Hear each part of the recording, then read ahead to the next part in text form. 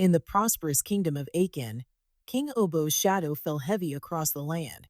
People whispered when they spoke of him, for he was a ruler who demanded nothing less than perfection. His servants polished every plate until it gleamed, trimmed every hedge until it stood exactly right, and measured every grain of rice in his bowl. Even the smallest mistake could cost someone their life. One morning, while the king walked through the village marketplace, his heart stopped at the sight of a young woman named MM. She moved with such grace that the morning light seemed to dance around her. Her laughter rang like silver bells as she helped an old woman gather fallen fruit. In that moment, King Obed, who had never found anything perfect enough to love, decided he had found his queen. But MM was more than just beautiful. She came from a simple family and spent her days helping others, telling stories to children, and singing while she worked. The king ordered his best teachers to transform her into his idea of a perfect queen. They taught her to walk like royalty, to speak with measured words, and to carry herself with regal grace. MM learned quickly, exceeding everyone's expectations. Soon she wore her crown as if she had been born to it. But inside the palace walls, her smile began to fade. The joyful young woman who once danced freely in the marketplace now lived in a golden cage. Her words, once flowing like a river, became careful drops of water. Every morning, she would look out her window at the village below, remembering the taste of freedom. The people of Achan watched their new queen with mixed feelings. They saw her beauty and grace, but they also saw the fear that flickered in her eyes whenever the king entered a room. They remembered the laughing village girl she had been, and they wondered if perfection was worth such a price. At night, when the palace grew quiet, Queen Emem would sometimes sing softly to herself, the same songs she once sang in the marketplace. But now they carried a sadness that even the perfect walls of her perfect chamber couldn't contain. Like a bird in a jeweled cage, she had gained a crown but lost her sky. Queen Emem's heart pounded beneath her royal robes as she crept through the palace one quiet morning. She missed her friends, her old life, and most of all, freedom. Just a quick visit, she told herself, just a moment to remember who she really was. The village streets welcomed her like an old friend, but her joy would not last. In the village, she found her childhood friend Ididion. They talked and laughed about old times, remembering days when life was simple. But evil whispers were already spreading through the kingdom. A woman named Idong had seen them together and ran to the palace with poison in her words. King Obo's rage shook the palace walls when he heard the lies about his queen. Without asking questions, without listening to truth, he ordered both MM and Ididion to be killed. Guards dragged them to the execution chamber, their pleas for mercy echoing off cold stone walls. But fate had other plans. An old wise woman burst into the palace, her voice cutting through the chaos like lightning through storm clouds. "A queen carries a child," she announced, her words freezing everyone in place. "If you harm them, a terrible curse will fall upon this kingdom." The king, for all his power, feared such warnings. He spared their lives, but the damage was done. During the months that followed, Queen MM lived like a shadow in her own home. She felt her baby growing inside her, a tiny light in her darkness. Each kick, each movement was a reminder that she wasn't alone. But fear followed her like a second shadow. Fear of the king, fear for her child, fear of what tomorrow might bring. Then came the night that changed everything. The queen's labor pains began as the moon rose high. Her faithful midwife stayed by her side through hours of pain and struggle. When the baby finally arrived, both women gasped. There, in the flickering candlelight, lay a princess unlike any other. One side of her skin dark as rich soil, the other bright as morning sun. The queen looked at her beautiful, different child, and terror gripped her heart. She knew her husband's obsession with perfection would not spare even his own daughter. Tears mixing with sweat on her face, she turned to her midwife. "Please," she begged, "help me keep her safe. Help me keep this secret." The old midwife, who had seen both the cruelty of kings and the strength of mothers, took the queen's trembling hands in her own. "Not a word will pass my lips," she promised. "Your daughter's secret is safe with me." That night, as the palace celebrated the birth of a princess, only 3 souls knew the truth: a desperate mother, a loyal midwife, and a newborn child who would one day shake the foundations of their world. Every morning, as the sun crept over the palace walls, Queen began her secret ritual.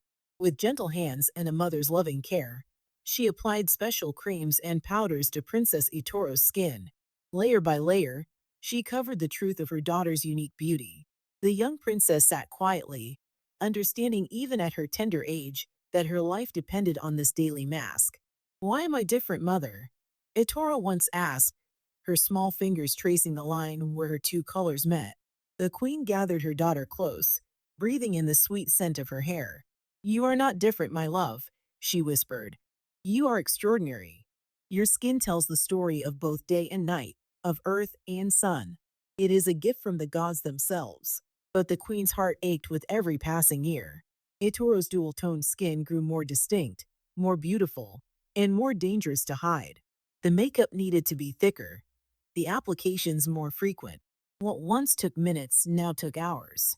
Mother and daughter spent these precious moments together, sharing secrets and stories behind locked chamber doors. Princess Itoro learned to live in a world of careful movements. No running through the palace halls that might make her sweat. No playing in the garden fountains that could wash away her protective coating. Even her tears had to be carefully wiped away, lest they create streaks in her artificial skin. King Obed, blind in his love for what he thought was perfection, doted on his daughter. "My perfect princess," he would say, stroking her carefully prepared face. Each time he spoke these words, the queen felt ice in her veins. Their every moment of happiness balanced on the edge of disaster. At night, when the palace slept, Itoro would stand before her mirror and wash away the day's deception. In these quiet moments, she saw herself truly, half dark as fertile soil, half bright as morning sun.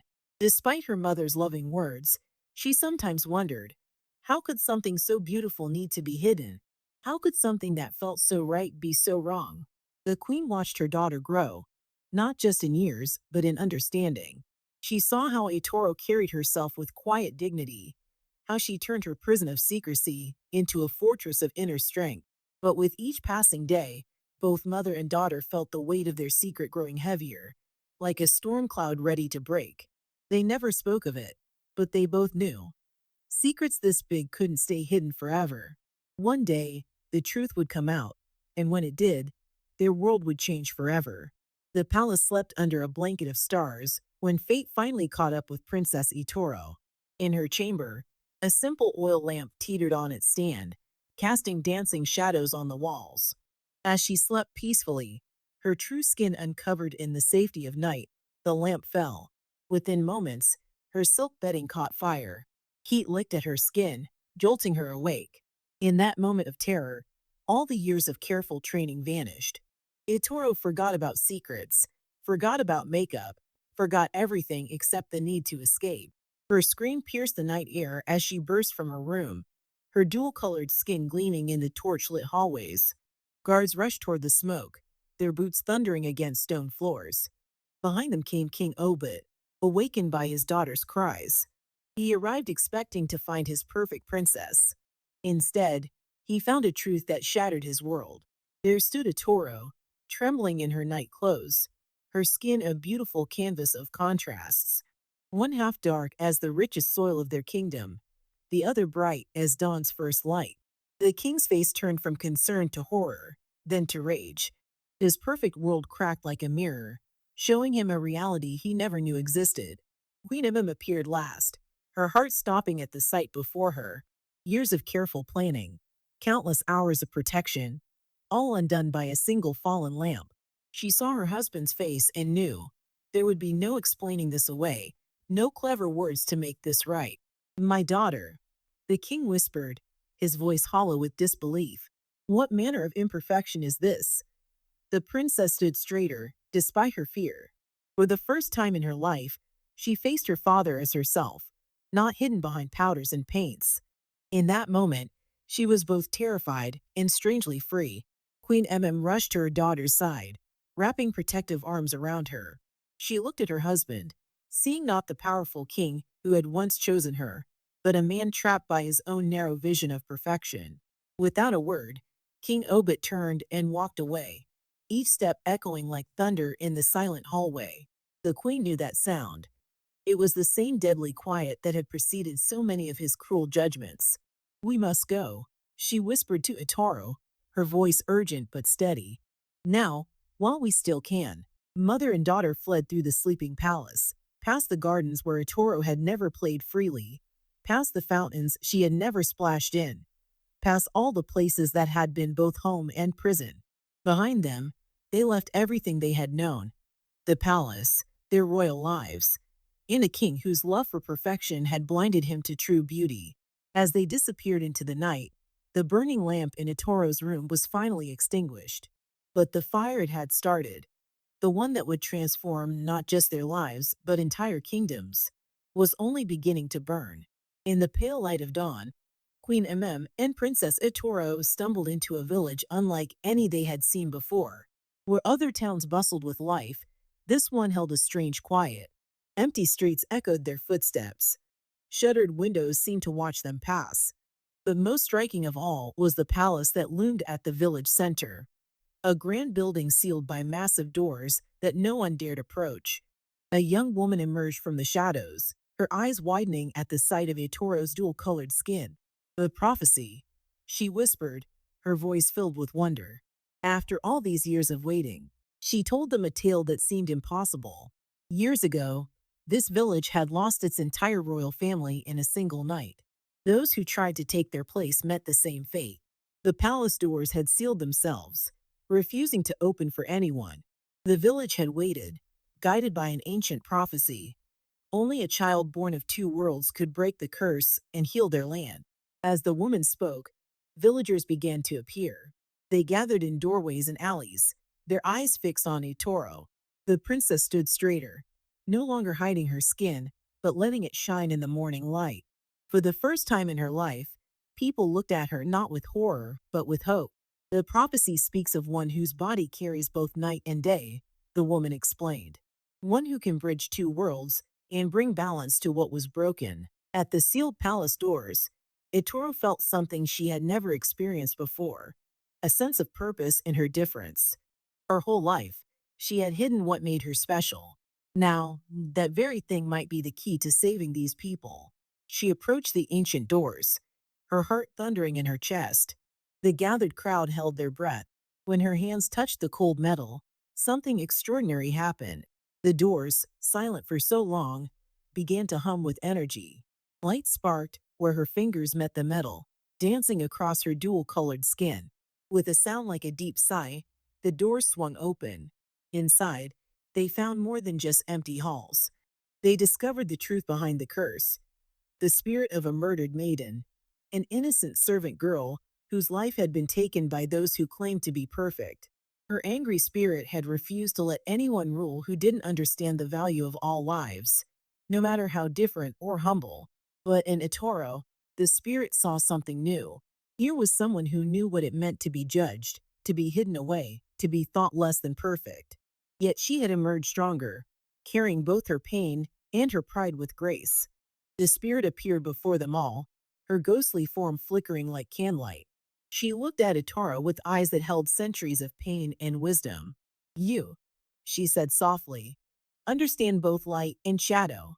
You can lead these people with true vision, seeing beauty in all its forms." The curse lifted like morning mist, and the palace came alive again. The villagers, who had lived so long in fear, now celebrated in the streets.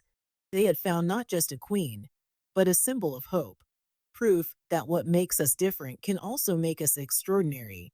News travels fast, even between distant kingdoms. Word of Queen Itoro's ascension spread like wildfire through the lands, reaching the ears of King Obit in his perfect but empty palace. Each story told of his daughter's wisdom, of how her unique beauty had become a symbol of hope, of how she turned a cursed palace into a haven of acceptance. In his private chambers, King Obit stood before his mirror, seeing for the first time not his perfect reflection, but the flaws in his heart. The weight of his mistakes pressed down on him like a heavy crown. His kingdom of perfection suddenly felt cold and lifeless compared to the vibrant tales of his daughter's reign. Meanwhile, Queen Itoro's kingdom flourished. Where once there was fear, Now there was celebration.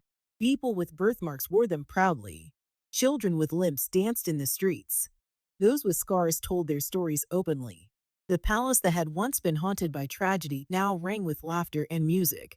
One morning, as Etoro held court, a familiar figure appeared at her door.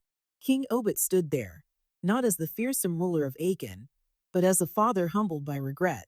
His perfect robes were travel-worn, his proud stance replaced by one of uncertainty. "My daughter," he said, his voice cracking. "I was blind. I saw perfection only in what matched my narrow vision. A true perfection." He gestured to her dual-colored skin, now displayed proudly. "True perfection lies in being exactly who you are." Itoro looked at her father, seeing not the monster of her childhood, but a man finally learning to see with his heart. She rose from her throne, her different colored skin glowing in the sunlight streaming through the windows. "Father," she said, "our differences are not our flaws. They are our gifts." She extended her hand, bridging years of fear and hiding with a simple gesture of forgiveness. The reunion of father and daughter became a celebration that lasted days. Two kingdoms joined in friendship, learning from each other. King Obed learned to smile at imperfect things. His iron rule softened. His judgments became tempered with mercy. In the years that followed, Queen Itoro's story became legend. Parents told their children of the princess who turned her greatest fear into her greatest strength. Young girls with birthmarks called themselves daughters of Itoro. Those who felt different found courage in her tale. But perhaps the greatest transformation was in how people began to see themselves. In Itoro's kingdom, perfection was no longer about flawlessness. It was about embracing all the colors of one's soul, all the shades of one's story. And in quiet moments, when Queen Itoro stood before her mirror, she would touch the line where her two colors met and smile, remembering the scared little girl who once hid behind makeup. That girl had become a queen who taught the world that our differences don't divide us, they make us whole.